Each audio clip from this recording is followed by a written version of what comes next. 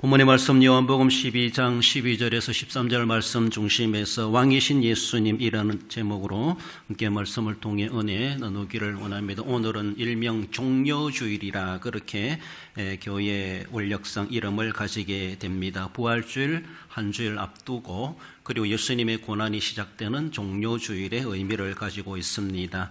백성들이 종려나무 가지를 흔들어 예수님을 환영했다라는 그런 말씀에 유래해서 종려이란 말이 나오게 되죠. 우리나라는 이 종려나무가 있는가 잘 모르겠는데 종려나무는 지금 번영을 상징하고 번영, 승리, 평화 이런 나무의 의미를 가지고 있다라는 것이죠. 그리고 예수님이 오시는 것을 그들은 이런 상징성 있는 나무 가지를 준비했다가 예수님을 환영하는 그런 모습을 거기에서 유래되어서 아마 종려주일 이름이 붙여진 것으로 알고 있습니다. 아무튼 오늘도 우리에게 찾아오신 우리 주님심을 기억하며 우리는 어떤 것을 가지고 준비하여 주님 오심에 대해서 환영할 것인가 우리는 생각해 보십시다. 지난주에는 구속의 사역의 은혜에 대한 제목으로 말씀을 상고했습니다. 우리를 위해서 대속하시고 속량하시고 우리를 거기에서 꺼내어 자유케 하신 하나님의 놀라우신 은혜를 우리는 주님의 고난을 통해서 우리가 함께 살펴보았습니다. 그 고난에 참여하며 진정한 우리를 자유케 하시는 하나님의 은혜, 즉 부활 승리의 이 자유를 우리도 함께 누려갈 수 있어야 할 것입니다. 오늘 예루살렘성에 입성하시는 우리 주님은 바로 그 예루살렘은 하나님의 집으로 상징되고 있습니다. 천국을 가리켜서 새 예루살렘 성이다 이렇게도 말하게 되죠. 그렇습니다. 주인이 그 집에 찾아오신다라고 했을 때 그 도성에 사는 많은 사람들이 나와서 환영하는 것은 지극히 당연하다라고 볼 수가 있고, 개인적으로 우리 마음의 예루살렘에 우리 주님이 찾아오신다라고 생각했을 때 나는 개인적으로 그분을 어떻게 내가 맞이할 것인가, 우리는 내칠 것이 아니라 환영하면서 어서 오시옵소서 우리는 맞이할 수 있어야 할 것입니다. 그 오시는 그 주님께서 만왕의 왕으로서 그 자리에 거기에 임하시고 찾아오신다라고 했을 때 왕을 가로막을 자 아무도 없다라고 생각할 수가 있죠. 그렇습니다. 왕이 아니라 할지라도 돌아온다라면 환영할 수밖에 없겠지만 더욱이 만왕의 왕으로서 그 주인의 집에 들어오시는 그 모습을 우리는 보면서 더욱더 기뻐하고 감사하고 환영하지 않을 수가 없다라고 볼 수 있습니다. 이렇게 예루살렘에 입성하신 예수님께서는 언젠가 만왕의 왕으로 이 땅에 재림하실 것을 우리에게 말씀해 줍니다. 그래서 예루살렘에 입성하신 예수님 생각하면 우리는 또한 원근통시법으로 먼 미래에 있을, 뭔 미래인지 알 수 없지만 예수님의 재림을 우리는 생각해 보며 그 오시는 만왕의 왕을 나는 어떤 나무의 종려나무 가지로 준비해서 내가 준비한 종려나무 가지가 무엇인가, 그것을 가지고 어서 주님 오시는 재림을 맞이하고 환영할 수 있는 그 대열에 참여할 수 있어야 할 것입니다. 본문으로 돌아와서 왕이신 예수님이라는 자에 주시는 말씀, 먼저는 도성 예루살렘을 살펴봅니다. 왕께서 찾아 들어가시는 곳이 예루살렘인데 그곳은 도성이다 이렇게 말할 수가 있습니다. 12절에 그 이튿날에는 명절에 온 큰 무리가 예수께서 예루살렘으로 오신다는 것을 듣고, 이 도성이란 말은 한 나라의 중앙정부가 있고 경제, 문화, 정치 등에서 가장 중심이 되는 도시를 도성 이렇게 말합니다. 더욱이 왕궁이 있는 도시를 도성이다 이렇게 말하죠. 그래서 수도란 말로도 그렇게 하게 됩니다. 왕의 도성 예루살렘이다 이렇게 분명히 우리는 말할 수가 있고 또 알 수 있습니다. 예루살렘은 지리적으로 지중해 동쪽으로 약 53km 지점이 있고 사해 바다에서 서쪽으로 약 23km 떨어진 서팔레스타인 지역의 중요한 도로 교통 요지에 있는 것이 바로 예루살렘이다 그렇게 지리적으로 말하고 있습니다. 그 옛날 고대 아브람 시대에는 그 예루살렘을 살렘이란 말로 통했습니다. 그렇습니다. 그리고 사사시대에는 거기에 여부스 사람들이 원주민들이 살고 있었기에 여부스란 그런 이름을 가지기도 했죠. 그리고 여부스 사람들이 살고 있는 그 예루살렘 산성을 다윗이 그가 그곳을 정복하여서 예루살렘의 이름을 정하게 된 것이죠. 그리고 다윗이 왕이 되면서 그곳을 도읍제로 삼고 도성으로 삼고 거기에 왕궁을 짓게 되고 더 나아가서는 솔로몬 시대에 솔로몬 성전이 세워짐으로 명실상부한 하나님이 임재하시는 현장으로 상징성 있는 이름을 갖게 되었습니다. 나중에 BC 586년에 바벨론 느부갓네살 왕에 의해서 예루살렘이 무너지게 되고 정말 초토화되어 버리죠. 나라가 망하고 수도도 망하고 성전도 파괴되고 백성들은 바벨론으로 끌려가는 이러한 정말로 비극을 겪게 됩니다. 적어도 약 70년 이후에 바벨론 포로 갔던 사람들이 돌아와서 다시 예루살렘을 재건하게 되지요. 예수님 당대에는 바로 그런 가운데 예루살렘이 있었던 것을 봅니다. 예루살렘에 다윗의 왕궁이 세워지고 그리고 솔로몬 성전이 세워짐으로 말미암아 하나님이 다윗은 메시아의 왕국을 예표하는 왕국이었고 솔로몬이 세운 성전은 하나님의 집, 즉 천국을 상징하는 거나 다를 바가 없고 하나님이 임재하시고 하나님이 계시는 집으로 상징성을 가지고 있는 것이 솔로몬 성전입니다. 그러므로 정치적이든 종교적이든 그만큼 중심지였고 어떤 지역보다도 가장 핵심적이고 모든 것이 집결되는 정치, 문화, 종교, 교육, 군사 모든 것에 대해서 가장 중심이 되는 도시로서 계속해서 역사적으로 자리매김하게 되었던 것을 봅니다. 더욱이 하나님의 성전이 있으므로 하나님의 도성이다, 하나님의 집이다라는 그런 상징성을 가지고 있는 것이 예루살렘이었음을 볼 수가 있습니다. 이제 그 예루살렘에 예수님께서 이제 들어가신다라는 것이죠. 예수님도 유대 땅 베들레헴에서 태어나셨지만 사신 곳은 저 북쪽 갈릴리 지역, 즉 변방이죠. 어쩌면 상당히 조금 소외된 그런 지역이기도 한데 거기에서 약 30년간 사생의 삶을 살아오셨고 이제 3년 동안 공생애를 하시면서도 주로 갈릴리 지역에서 사역을 하셨습니다. 간간히 볼 일 있을 때마다 예루살렘으로 올라가시기도 하셨지만은 이제 마지막 6월절 절기를 지키고 뿐만 아니라 십자가 사역을 예루살렘에서 마감하시기 위해서 예루살렘에 이제 찾아오시게 된 것이고 이제 직접 어쩌면은 예루살렘에 나귀를 타고 스가랴 선지자가 예언한 말씀을 이루시면서 그 도성에 들어가시게 되는 것을 보죠. 그래 예수님이 이제 나귀 타고 들어오신다라는 소식이 먼저 전했었을 때 예수님을 따르는 사람들, 예수님을 환영하는 사람들, 어린아이, 여자들 모든 사람들이 모여서 어쩌면 종려나무 가지를 꺾고 자기들의 겉옷을 펴며 예수님이 탄 나귀가 지나가는 그곳에 앞장서서 노래를 부르며 예수님을 대대적으로 환영하게 된 것을 보여줍니다. 그렇습니다. 예루살렘의 주인이 그 도성에 들어오신다라는 겁니다. 예수님은 예루살렘의 이방인이 아닙니다. 타인이 아닙니다. 타 지역 사람이 결코 아니라는 것이죠. 원래 예수님은 예루살렘의 주인이시다 이렇게 말할 수가 있습니다. 고대로부터 이미 어쩌면 명실상부하게 다윗 시대로부터 왕궁이 세워졌고 그리고 솔로몬 성전이 세워졌고 하나님 계속해서 예루살렘 그리고 이스라엘 백성들로 하여금 절기를 지킬 때도 예루살렘으로 모여라, 예루살렘으로 모여라. 무엇입니까? 하나님 앞으로 모여드는 겁니다. 하나님 앞으로. 그만큼 상징성 있는 곳이 예루살렘입니다. 그렇습니다. 예수님이 갈릴리에서 사셨고 거기서 사역하셨다고 해서 예루살렘과 별개가 있는 어쩌면은 타 지역 사람으로 예수님이 인식될 수가 없다라는 것입니다. 우리의 고향이 있고 거기에 내 집이 있습니다. 언제든지 내가 찾아 들어갈 수가 있는 그런 본적지가 있다 이렇게 말할 수 있는 것처럼 예수님께서도 이제 마지막 사역을 마감하시는 그런 현장을 어쩌면은 태어나신 예루살렘 지역에서 그 사역을 이루어 가시는 것, 한편에서는 선지자로 예언됐기 때문에서라도 그 예루살렘 지역이시겠지만은 그것은 바로 상징성으로 말해주는 것처럼 하나님의 성전이 있고 하나님의 집으로 상징성이 있기 때문에 예루살렘에 들어오십니다. 이방인이 들어오는 것이 아니라 주인이 원주인이 그 집에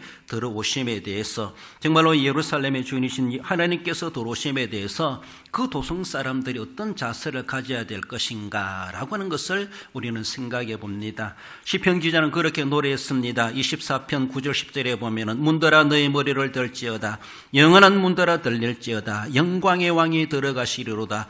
영광의 왕이 누구시냐? 만군의 여호와께서 곧 영광의 왕이시로다. 그렇습니다. 문지기들아 어서 속히 문을 열어라. 왕이 들어가신다. 영광의 왕이 들어가신다. 평화의 왕이 들어가신다. 우리의 왕이 들어가신다.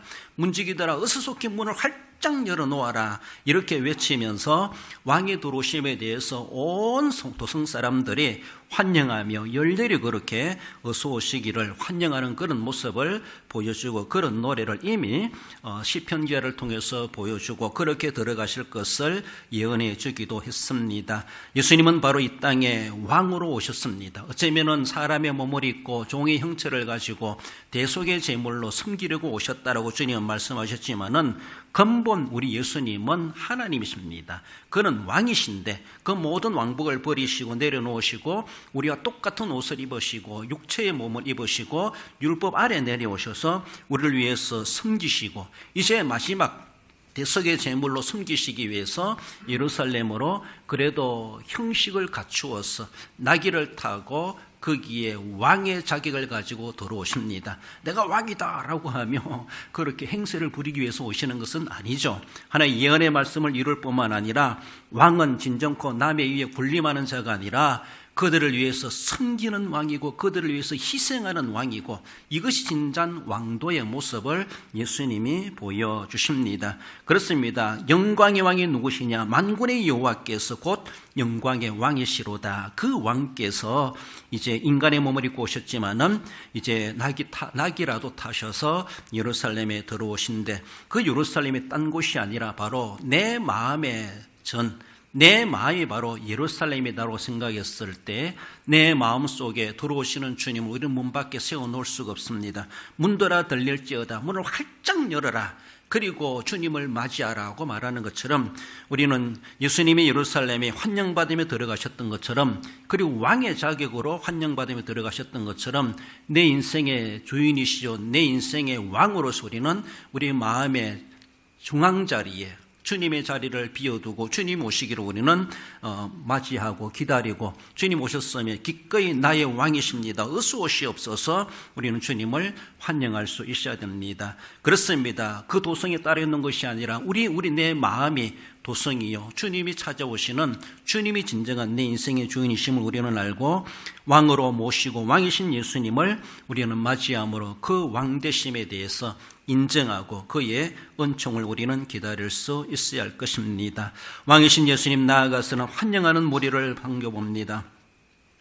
그들은 준비된 종려나무 가지를 가지고 나왔습니다. 13절에 종려나무 가지를 가지고 맞으러 나아가 외치되, 예수님은 본래 하나님의 본체이시다라고 빌립보서에서 그렇게 분명히 말씀하십니다. 그는 하나님이시며 창조주이시고 만왕의 왕이시며 우주의 왕이십니다. 빌립보서 2장 6절에서 그는 근본 하나님의 본체시나 하나님과 동등됨을 취할 것으로 이기지 아니하시고, 그렇습니다. 예루살렘의 주인이시며 그 나라의 왕이신 예수님께서 그 도성 예루살렘 그 왕궁에 그의 집에 주님께서 찾아 들어가심은 당연하다는 것이죠. 그 어느 누구 그가 오심에 대해서 못 들어옵니다. 가로막을 자 없습니다. 바리케이트 칠 자가 아무도 없고 못 들어온다고 가로막을 자도 아무도 없다는 것입니다. 그 왕의 입성을 환영하는 것은 지극히 당연한 그런 모습이죠. 그렇습니다. 그가 어떤 모양으로 오든지 간에 자기 집이 있습니다. 자기가 주인으로서 거기에 들어가심에 대해서 그 어느 누가 그것을 방해할 자가 있겠는가라는 겁니다. 윤석열 대통령이 불의한 재판관대로 해서 탄핵당하시고, 그리고 그것을 승복하시면서 이제 모든 것을 내려놓고 어쩌면 그 서초동에 있는 아크로비스타라고 하는 그런 아파트 찾아보니까 약 750여 세대가 되는 그런 아파트인데, 거기에 이제 사저로 들어가심에 대해서 아크로비스타에 있는 주민들이 나와가지고 윤석열 대통령 네 분 그동안 수고하셨습니다. 비록 탄핵되어 돌아오는 대통령이랄지라도 그들은 자기 동네에서 배출한 대통령이었고, 그래서 지금 파면당해서 돌아오신다 할지라도 그들은 기꺼이 환영하며 어서 오시옵소서, 그동안 수고 많으셨습니다, 애쓰셨습니다, 고생 많았습니다, 영부인도 고생 많았습니다 라고 하며 그들이 그렇게 대대적으로 환영해 줬다라는 것을 볼 수가 있습니다. 남들이 볼 때는 정말로 실패한 왕과 실패한 대통령같이 보일지 모르지만은 정말로 무엇이 옳고 그른가를 제대로 우리는 판단하고 생각해야 할 것이죠. 아크로비스타 그 아파트 단지의 사람들이 나와가지고 대표자가 나와가지고 환영을 하며 꽃다발을 주면서, 그래서 대통령 돌아오심에 대해서 이제 모든 것을 내려놓고 하나의 민간인으로 돌아오는 것에 대해서 그들은 기꺼이 환영해주는 그런 모습을 보기도 했습니다. 그렇습니다. 떳떳하게 명예롭게 퇴직하고 오신다 할지라도, 아니면 중간에 파면당해 오신다 할지라도 그 내적인 내용을 알고 있는 주민들이다라고 볼 수가 있죠. 결코 파면당할 대통령이 아니라고 하는 것을 그들도 인정하지 않겠는가. 비록 어쩌면은 파면당했다 할지라도 우리의 주민이면 틀림이 없습니다. 우리의 이웃입니다. 우리의 자랑스러운 우리의 이웃입니다 라고 하며 한 가족과도 같이 그들은 기꺼이 환영하며 꽃다발을 내밀면서 그렇게 어서 오시라고, 이제는 좀 편하게 사시라고 그렇게 안심하게 그렇게 환영해 주는 그런 모습을 볼 수가 있습니다. 어떤 사람들은 오지 마세요, 우리 동네 오면 안 됩니다. 어떤 유명한 사람이 출감하게 되면은 자기 동네 와서 살까봐 걱정을 해가지고 여러 가지로 걱정하는 그런 참 앞으로의 삶이 걱정된다 이렇게 되는 그런 지목되는 그런 사람도 있기도 합니다. 그러나 누가 들어오든지 간에 우리 동네에 들어오는 것을 이사 오는 걸 환영합니다. 어서 오시옵소서. 당신 같으면 우리가 얼마든지 환영할 수 있습니다. 어서 오시옵소서. 우리가 환영해 줄 수 있는 그런 사람들이 없잖아 있기도 하죠. 그렇습니다. 예수님이 예루살렘에 들어가심에 대해서 많은 무리들이 대대적으로 환영했다라고 하는 것을 본문은 분명히 그렇게 말씀하십니다. 내 집에 내가 들어가는데 누가 뭐랄까? 그렇습니다. 내 집에 들어간다 할지라도 사회적으로 비판받는 사람이라면은 그 고향이라고 해서 떳떳하게 얼굴 내밀고 대낮에 들어갈 수가 없을 것입니다. 그렇습니다. 예수님은 이렇게 예루살렘의 많은 사람들의 틈바구니에서 그들의 환영을 받으면서 그곳에 들어가심에 대해서 모든 사람들도 남녀노소 알 것 없이 모두가 다 예수님의 들어오심을 인정하고 분명히 여기 들어오실 자격이 권리가 있으신 분이십니다. 우리가 기꺼이 환영합니다. 어서 오시옵소서. 그들은 준비된 종려나무 가지를 흔들면서 자기들의 겉옷을 깔면서 예수님의 오심에 대해서 정말로 개선 장군과도 같이 예수님을 그렇게 맞이하는 그들의 모습을 보여주고 있습니다. 그렇습니다. 예수님께서 이 땅에 오셔서 모든 십자가 부활의 사역을 다 완성하시고 말씀해 주시는 것처럼 감난산에서 제자들을 두고 하늘로 승천하시고 하늘 도성에 입성하셨을 때에 하늘나라에서는 주님 오심에 대해서 환영 천사, 천군 천사들이 대열해 가지고 성자 예수여 어서 오시옵소서. 그동안 고생 많으셨습니다. 우리가 다 지켜보았습니다. 부활의 승리를 이루어서 대속의 사역을 다 이루시고 오시는 그 성자 하나님을 온 천군 천사들이 정말 기립하여서 대열하여서 어서 오시옵소서, 성천하여 하늘나라로 입성하시는 주님을 그들은 맞이하지 않았겠는가. 성경에 안 나온 이야기입니다만은 충분히 상상할 수가 있습니다. 그 천군 천사들을 데리고 나중에 재림하신다라고 말씀하시는 걸 바라보면은 주님이 승리를 이루시고 십자가로 승리를 이루시고 부활로 승리를 이루시고 새 예루살렘 성에 입성하시는 그 모습을 천사들은 아마 기다리고 있었을 겁니다. 그리고 대대적으로 환영했을 겁니다. 그렇습니다. 그렇게 그리고 하나님의 보좌 우편의 자리에 앉지 않으십니까?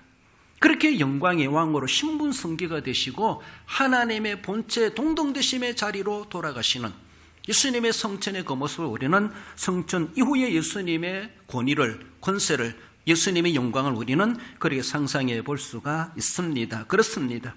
우리를 위해서 십자가 지시기를 마다하지 아니하시고 우리를 위해서 모든 것을 내어주시고 살찌끼고 피 흘리고 물 한 방울까지 남김없이 다 흘려주셨네. 우리가 고백하는 것처럼.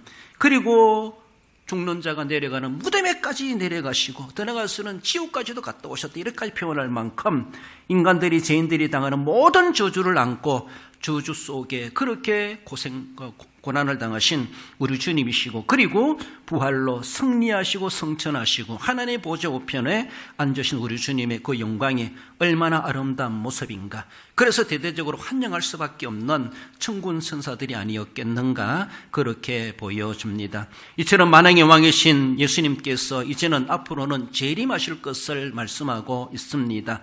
만민이 나와서 우리는 그때 어떻게 해야 될 것입니까? 어서 오시옵소서 마라나타. 주님, 내가 그토록 기다렸습니다. 주님이 오시기를 그토록 기다렸습니다. 어서 오시옵소서. 고린도전서 12장에서 계시록 22장에서 그렇게 그 말을 사용해 주는 것처럼 우리는 과연 주님이 오시는 그때에 내가 준비할 종려나무 가지는 어떤 종려나무 가지겠는가? 여러분들, 주님이 오늘이라도 내일이라도 내 생애 가운데 오신다면은 분명히 오신다라는 소식이 들려왔어요. 언젠지 모르지만 오늘 본문의 그 사람들도 주님이 오신다라는 소식을 듣고 그들은 미리미리 준비해 놓은 것이 있어요. 여러분들이 주님이 내 생애 속에 주님이 재림하신다면은 여러분들 어떤 종려나무 가지를 준비하실 거예요? 재림하실 예수님을 환영할 만한 우리가 준비할 종려나무 가지는 어떤 나무 가지겠는가? 생각해 봐야 돼요. 어떤 종려나무 가지겠는가? 어떤 사람들은 아무런 준비도 하지 않고 오시든지 말든지 나와 무슨 상관인가? 아무것도 없으면 내 겉옷이라서 벗어서 주님 오심에 대해서 깔아드릴 수 있어야 되죠. 그 겉옷이 의로운 옷인가? 믿음의 옷인가? 그동안 신앙의 흔적들이 내가 들어야 될 종려나무 가지라고 볼 수가 있어요. 그 종려나무 가지가 썩은 종려나무 가지인지 생생하게 시퍼렇게 살아있는 종려나무 가지인지 죽은 믿음의 가지를 들고 있는지 형식적인 가지만 들고 있는지 어쩌면 진짜로 주님을 환영하는 그런 상징성 있는 종려나무 가지를 가지고 있는지. 그래요. 우리 오늘 신앙생활 하고 있는 이 모든 신앙의 이력과 흔적과 직분과 은사와 달란트, 이 모든 것들이 그날의 주님을 맞이하고 내가 들어야 될 종려나무 가지의 색깔이고 성질이고 성분이고 모양이고 크기라고 할 수가 있습니다. 대충 하는 사람은 대충 모양이고 색깔도 저게 무슨 색깔이지 구분도 안 되는 그런 살았는 가지인지 죽었는 가지인지 보이지도 않을 정도로 그저 모양만 있는, 형식만 있는 외식적인 그런 모습이 있지 않겠는가. 그러나 아무것도 들지 준비되지 않은 사람은 준비되지 못하게 아무것도 없는, 그래서라도 손이라도 벌릴 수 있겠지만은 기름통 준비해야 된다고 하는 것처럼 다시 오실 예수님, 그분이 분명히 우리에게 찾아오신다고 말씀하고 있습니다. 그렇다면 나는 어떤 종려나무 가지를 준비하고 있는가? 그렇습니다. 믿음의 가지요, 인내의 가지요, 고난을 극복했던 흔적이 있습니다. 절제하며 참아가면서 헌신하며 충성했던 흔적들이 있습니까? 그런 가지, 충성의 가지, 헌신의 가지, 믿음의 가지, 인내의 가지, 기도의 가지, 전도한 가지, 희생하며 섬기며 봉사했던 가지. 사람들은 몰라봐도 재림하시는 주님은 내가 무슨 가지를 들고 있는지 다 아실 겁니다. 다 색깔을 구분하실 겁니다. 그 질을 구분하실 겁니다. 그렇습니다. 무엇으로 환영할 것인가? 준비된 종려나무 가지가 있었다는 것을 당대 무리들은 그것을 가지고 기꺼이 어서 오시옵소서 예수님을 그렇게 환영했다고 하는 것을 우리는 늘 기억하며, 나를 위해서 구속하시고 영광의 자리로 돌아가신 우리 주님, 나에게 나를 위해서 생명까지 내어주신 우리 주님을 내가 만나는 그 순간에 어떻게 환영할 것인가? 우리는 분명히 환영의 대열 가운데 있어야 될 것뿐만 아니라 또한 주님을 환영할 만한 준비된 종려나무 가지가 있어야 될 것을 분명히 말씀하고 있습니다. 환영하는 무리였음을 보여줍니다. 마지막으로 왕이신 예수님은 찬송받으실 왕이심을 말씀하십니다.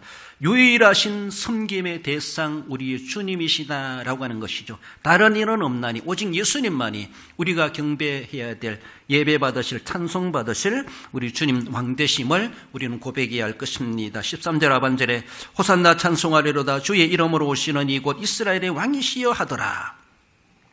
찬송이란 말은 하나님의 은혜를 기리어 찬양한다, 이런 사전적 의미를 가지고 있습니다. 하나님의 은혜를 생각하며 묵상하며 하나님 그 은혜 너무나 감사합니다, 찬양할 수밖에 없는 이것이 찬송이죠. 하늘의 태양이 하나이듯이 사람들이 받들어 섬겨야 될 우리의 신앙적인 왕도 한 분 있을 수밖에 없습니다. 다 높은 사람 다 섬기지요? 아니에요. 높은 사람이 있다 할지라도 하늘의 태양이 하나이듯이 우리가 섬겨야 될, 찬양해야 될 대상은 오직 한 분이셔야 된다는 것이죠. 그렇습니다. 이것도 저것도 다 섬기고 다 하면은 그 중에 하나는 얻어 걸리겠지. 천만의 말씀, 그렇게 해서는 안 된다는 겁니다. 진정한 참 하나님을 발견하게 되고 참 나의 구세주가 누군가를 알고 진정으로 내가 예배하고 찬송 올려드려야 될 찬양의 대상이 누군가를 우리는 분명히 알아야 될 것이고 발견해야 될 것이고 느껴야 될 것이고, 그래서 그 하나님 앞에 우리는 온전하게 오직 그분에게만 일편단심 지조를 지켜가면서 예배하고 찬양해야 할 것입니다. 마태복음 6장 24절에서도 두 주인을 섬기지 못할 것이니, 속된 말로 양다리 걸쳐가지고 이것 아니면 이것이다, 하나님은 가장 싫어하십니다. 해석분자처럼 기회주의자처럼 오직 하나님을 바르게 알고 하나님 외에는 다른 이가 없습니다. 주님을 섬기다가 내가 어떤 어려움이 있다 할지라도, 어떤 핍박을 당하고 어떤 손해를 본다 할지라도 나는 오직 예수님밖에 없습니다. 일편단심, 우리는 그런 의리와 지조를 지켜가야 되죠. 무슨 일이 일어난다 할지라도 난 두 주인을 섬길 수 없습니다. 나는 주인을 바꿀 수가 없습니다. 오직 나의 주인 되시는 분은 내 마음속에 찾아오신 오직 예수님밖에 없습니다.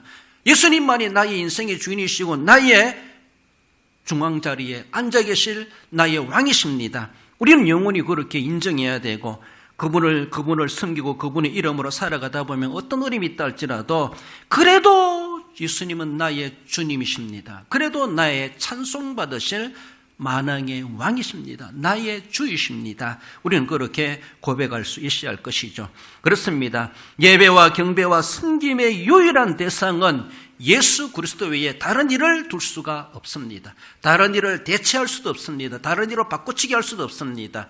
어떤 환경 가운데서도 오직 예수님만이 나의 예배의 경배의 섬김의 대상입니다. 내가 헌신의 충성의 대상입니다. 늘 우리는 그걸 되새겨가면서 어떤 환경에서도 변치 않는, 그렇습니다. 우리 주님이 어떤 가운데서도 우리를 위해서 구속하심에 대해서 지극히 아무 말 없이 도살장으로 끌려가는 양과도 같이 대꾸하지 아니하고 반항하지 아니하고 저항하지 아니하고 기꺼이 누명을 써가면서라도 십자가에 고난당하시고 우리의 대속에 제물이 되어 주셨습니다. 그것을 안다라면 어찌 우리 주님을 우리가 남몰할 수 있겠습니까? 사실 우리가 참 간사한 인간이다 보니까 별일 없는 일상적인 삶에서는 우리가 신앙생활이 아주 평범하게 변질되지 않고 그대로 지켜갈 수가 있습니다. 그러나 뭔가 상황이 조금 뒤바뀌면은 그토록 의지하고 기도했던 하나님에 대해서 실망할 때가 있어요. 그렇잖아요? 아무리 믿어도 뭔가 복받는 것이 없는 것 같고, 아무리 기도해도 응답은 없는 것 같고, 하나님이 살아계신지, 하나님이 뭘 하는지, 내 예배를 들으시는지, 내 기도를 받으시는지, 아무런 내게 주어지는 것이 없고, 가시적으로 손에 잡히는 거 없고, 눈에 보이는 거 없고, 내게 뭔가 임하는 것이 없고, 인간적으로 육신적으로 내게 뭔가 응답이 안 되는 것 같아요. 믿어도 그렇고 안 믿어도 그런 것 같아요. 그러니까 자꾸만 이런 일들, 믿음 생활하면서 실망하는 것, 그리고 믿어가면서 도리어 인간관계, 성도 간에 상처받는 것, 이런 것 때문에 결국 하나님께 모든 것을 핑계대고 하나님 탓해가면서 이젠 도저히 하나님 못 믿겠다, 신앙마저도 등 돌리고 세상으로 돌아간 사람이 얼마나 많은지 몰라요. 그래서 이 자리 비어 있잖아요. 안 오잖아요. 안 믿잖아요. 그런 유혹과 그런 시험들이 우리에게 늘 도사리고 있습니다. 마귀가 우리를 쉽게 편안하게 신앙생활 하도록 내버려 둘 리가 없습니다. 열심히 하려고 할수록, 믿음을 좋게 하려고 할수록 마귀 장난은, 마귀의 방해는 더 크게 우리에게 공격이 온다고 볼 수가 있습니다. 마귀가 나를 가만히 놔두면은 저 녀석은 가만히 놔둬서 내 거야. 그렇기 때문에 우리를 가볍게 가소롭게 이길 겁니다. 여러분들, 마귀가 우리를 세상 말로 깔보게 만들지 마세요. 마귀가 날 보고 긴장하도록 만들어야 돼. 마귀가 날 보고 긴장하도록. 저놈은 내가 참 거북스러워. 감당할 수가 없어. 마귀가 포기하도록 만들어야 되죠. 그래요. 싸워보고 이겨보고 해야 되죠. 그래서 쉽게 이루어지는 것이 아니죠. 마귀를 이기는 것에 대해서 쉽지가 않습니다. 끊임없이 우리에게 도전이 오고 있습니다. 우리가 물리적인 싸움으로는 마귀를 이길 수가 없고 지식으로도 싸울 수 이길 수가 없습니다. 그러니까 늘 기도하고 성령 충만함을 간구하고 하나님의 도우심 없으면은 언제라도 가룟유다처럼 배신자가 될 수가 있고 하루아침에 끝장날 수가 있습니다. 그토록 의지하고 섬겨온 하나님에 대해서 자신이 가지고 가시는 실망이나 부정적인 일들이 생기면은 간사한 마음이 들어가죠. 하나님에 대해서 더 이상 찬양의 대상으로 여기지 않고 섬김의 대상으로 여기지 않고 다른 대상이 없는가 바꿔봐야지. 어떤 사람들은 이 종교도 저 종교도 이 종교도 이 신도 저 신도 다 믿어보고 지금 자기가 이분이 제일 낫다 싶어가지고 자기가 선택해서 그 종교에 몸담고 있대요. 그런 사람들이 있어요. 그렇잖아요? 자기의 판단이 제대로 옳았다면은 옳은 것이겠지만은 과연 자신이 경험하고 느끼고 판단한 것이 제대로 된 진리를 쫓아가는 결정이었겠는가? 그것은 의문입니다. 그렇습니다. 결과적인 모습에서 예수님이 그 인생의 종착점으로 남지 않는다면은, 최종 결론자로 남지 않는다면은 그의 선택과 결정은 오산이었습니다. 엄청난 자기를 망하게 하는 스스로의 선택이었죠. 오직 우리 인생의 종말은 예수님께 있습니다. 하나님이 우리의 생사복을 쥐고 있다는 것을 이 종교 정교 다녀보고 알아야죠. 오직 예수님만이, 하나님만이 창조주이시고 구속해주이시고 심판주이시고 재림주이시라는 것을 알아야 되죠. 이걸 발견하는 것이 얼마나 놀라운 진리입니까? 다 탐지해보고 알아봤다는데 엉뚱한 곳에 가가지고 인생을 걸고 살아감이 자기 스스로가 영적 자살하는 것이고 멸망의 길을 자처하는 것이고 그게 뭔가 영생의 구원의 길이 있는 것처럼 성경을 보면 제대로 알고 믿으려면 제대로 믿으면은 제대로 알게 될 텐데 그렇습니다. 너무나 안타까운 그런 모습들이 얼마나 많은지 몰라요. 일상적인 삶에서는 찬송받으실 우리 주님이라고 아주 하는데 조금은 우리의 뒤틀리는 일이 있고 내가 마음이 원하지 않는, 생활이 원하지 않는 그 기도 응답이 안 되면은 우리 마음은 자꾸 흔들리게 돼 있어요. 자꾸 요동치게 돼 있죠. 그래서 딴 데 눈 돌리게 되고 영적 외도를 하게 하려고 하는 이런 유혹들이 우리에게 있게 됩니다. 위험한 시험에 빠질 수 있다는 것에 대해서 우리는 늘 우려하면서, 그래서 늘 우리를 꼬드끼고 있는 마귀가 나를 호시탐탐 노리고 있다 생각하며 우리는 그래서 늘 긴장감을 가지고 기도하고 다시 한 번 더 구속의 은혜를 감지하고 우리 주님은 날 위해서 말없이 그렇게 모든 것을 내어주셨는데 내가 이거 하나 때문에 주님을 내가 등질 수가 있는가? 내가 가련주다 짝이 될 수가 있겠는가? 우리는 다시 한 번 우리의 부족함을 깨우쳐가면서 회개하고 다시 돌아오고 하나님이여 내게 힘을 주시옵소서. 내가 흔들립니다. 내 믿음을 주시옵소서. 내가 시험에 빠지지 않게 해주시고 마귀의 시험에 넘어지지 않게 해달라고 우리는 기도하고 간구하고 하나님의 도우심을 우리는 간구할 수 있어야 될 것입니다. 입장이 달라지면은 우리의 결정도 달라질 수 있습니다. 참 조심해야 됩니다. 그렇지 않습니까? 오늘날에 주어진 우리나라 사정을 보면서도 많은 사람들이 실망을 하게 돼요. 하나님 어디 계시는가? 하나님의 뜻이 무엇인가? 하나님의 기도의 응답이 무엇인가? 그렇습니다. 누구인들 그런 의문을 제기할 수 있고 계속해서 그래서 미련스럽게도 하나님을 의지하고 기도할 수밖에 없는 오해도 말씀을 드리지만 나는 기도할 뿐이로소이다. 난 기도할 뿐입니다. 그래요. 우리가 할 수 있는 최후의 마지막 보루는 기도밖에 없다. 나는 그래도 기도할 뿐입니다. 다시 그렇게 고백하는 것처럼 그렇습니다. 우리는 늘 하나님 앞에 상황이 좋든지 안 좋든지 쉬지 말고 기도하고 기도에 쉬는 죄를 짓지 않으려고 늘 자신의 영성을 지켜가고 찬송받으실 하나님을 인정해가는 그런 삶을 우리는 반복적으로 간직하려고 애를 써가야 됩니다. 예수님이 예루살렘 입성하실 때는 사람들이 적극적으로 지지했습니다. 어서 오시옵소서 종려나무 가지를 흔들며 자신의 끝옷을 깔면서 주님을 환영했던 그 사람들이 며칠이 지나지 않아서 그들은 예수님을 완전히 무너뜨리는, 예수님을 십자가에 못 박으소서 동일한 무리들이 아닌가 싶어요. 그렇게 무리들, 똑같은 좌파든 우파든 어쩌면 그렇게 배신자가 될 수가 있습니까? 입성할 때는 그렇게 대대적으로 환영했던 사람들이 며칠 지나고 나서 예수님을 십자가에 못 박으라고 그 한 입에서 환영의 말을 했다가 이제 며칠 지나고 나서는 십자가에 못 박으라고 가룟 유다 이성으로 배신자가 되어버리는 수많은 무리들. 인간이 그래 참 간사해요.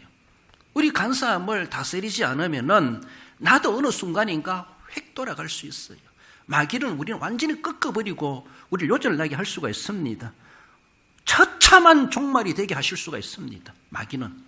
그러니까 거기 위험에 빠지지 않도록 해야 될 것이고, 형편이 좋을 때뿐만 아니라 시련과 어려움과 위험이 있고 핍박이 있다 할지라도 하나님, 내가 그래도 우리 주님은 나의 찬송받으실 나의 왕이십니다. 우리는 그렇게 고백하는 그런 믿음의 자세가 될 수 있어야 할 것입니다.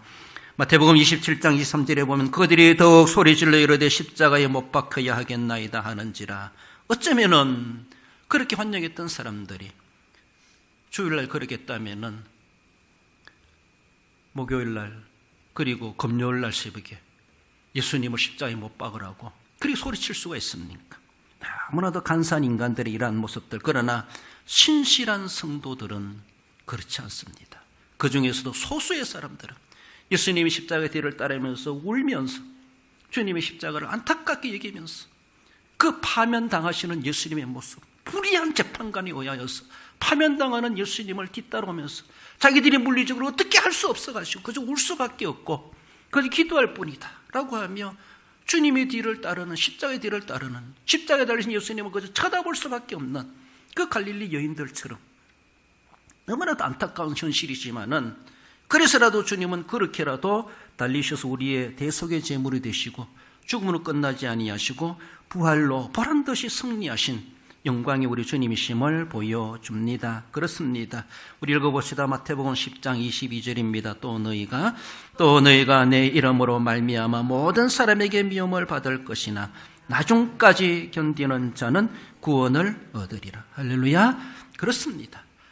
어림이 있습니다. 실망이 있습니다. 기도 응답이 안 되는 것 같아요. 욥처럼 앞으로 가도 뒤로 가도 옆으로 가도 하나님이 보이지 않는구나. 너무나 답답하지만은 그래도 하나님은 여전히 살아계시고, 그래서 나중까지 끝까지 견뎌야 된다. 우리에게 건면해 주신다는 것을 늘 기억하시면서, 그래도 찬송받으실 나의 주님, 나의 왕이십니다.